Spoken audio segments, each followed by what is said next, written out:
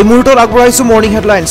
আজি বিদ্যাৰ অধিষ্ঠাত্ৰী দেৱী সৰস্বতী পূজা। জ্ঞান আৰু শিক্ষাৰ দেৱী সৰস্বতী বন্দনাৰে মুখৰিত ৰাজ্যৰ প্ৰতিখন শিক্ষানুষ্ঠান। ছাত্ৰ ছাত্ৰী শিক্ষাৰ্থীৰ মাজত দেখা গ'ল ব্যাপক উৎসাহ উদ্দীপনা। ডিমা হাছাৰ উমৰাংচত ভয়ংকৰ দুৰ্ঘটনাত পতিত হৈছে বনভোজ দলৰ বাছ। দুৰ্ঘটনাত শিশু মহিলাসহ 42 জন লোক আহত হৈছে। বনভোজস্থলীৰ পৰা উভতি অহাৰ পথত সংঘটিত হয় দুৰ্ঘটনাটো। গুৰুতৰভাৱে আহতক হুজাই চিকিৎসালয়লৈ প্ৰেৰণ কৰা হৈছে। তামুলপুৰৰ কুমাৰী কাটাৰত ভয়ংকৰ ঘটনা। এস্কেভেটৰে ছিঙি নিলে মহিলাৰ ডিঙি। কালা নদীৰ শিল বালি মহলত এই ভয়ংকৰ ঘটনা সংঘটিত হৈছে। থিতাতে নিহত হৈছে অঞ্জনা দাস নামৰ মহিলাগৰাকী। আনহাতে কমলপুৰত চাঞ্চল্যকৰ ঘটনা সংঘটিত হৈছে। চোকা অস্ত্ৰৰে আক্ৰমণ কৰিছে 10ম শ্ৰেণীৰ ছাত্ৰীক। সম্পৰ্কীয় ভাতৃয়ে আক্ৰমণ কৰিলে ছাত্ৰীগৰাকীক। ৰফিকুল ইছলাম ওৰফে চিটকাই আক্ৰমণ কৰে ছাত্ৰীগৰাকীক। ইংলেণ্ডৰ বিৰুদ্ধে পঞ্চমখন টি20ত ভাৰতৰ বৃহৎ জয়। 150 ৰানত জয়ী টীম ইণ্ডিয়া। বৰুণ চক্ৰৱৰ্তীলৈ প্লেয়াৰ অৱ দ্য ছিৰিজৰ সন্মান।